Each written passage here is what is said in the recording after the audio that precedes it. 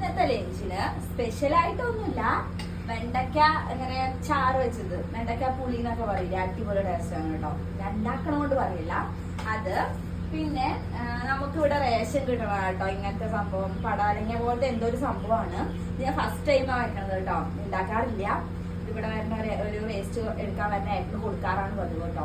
പക്ഷെ ഞാൻ ഇന്നൊന്ന് കറി വെച്ചു, അല്ല തോരൻ വെച്ചു, കുറച്ച് തേങ്ങയൊക്കെ ഇട്ടിട്ട് കേട്ടോ. അടിപൊളിയാണെന്നൊന്നും എനിക്കറിയില്ല. ഇതിന്റെ പേരറിയാവുന്നവര് പറഞ്ഞു കേട്ടോ. ഇതിന്റെ പേര് എനിക്കറിയില്ല. അത് നമ്മള് ഉപ്പേരി വെച്ചിട്ടുണ്ട് കേട്ടോ. കാണാൻ നല്ല ഭംഗിയൊക്കെ ഉണ്ട്. ഇതാണ് ഉപ്പേരി. ഇതാണ് നമ്മുടെ ആ കറി, അല്ല ആ തോരൻ. വെണ്ടയ്ക്ക പുളി തേങ്ങ അരച്ചതൊന്ന് ചേർക്കുന്നുണ്ട് കേട്ടോ. ഇതും കൂടി കഴിഞ്ഞാൽ ഒരു മുട്ട പൊരിക്കണമെന്നുണ്ട്. അപ്പോൾ നമ്മുടെ വെണ്ടയ്ക്ക ചോറ് റെഡി. വെണ്ടയ്ക്ക പുളിയോ എന്തെങ്കിലും ആവട്ടെ, എന്തായാലും റെഡി ആയി.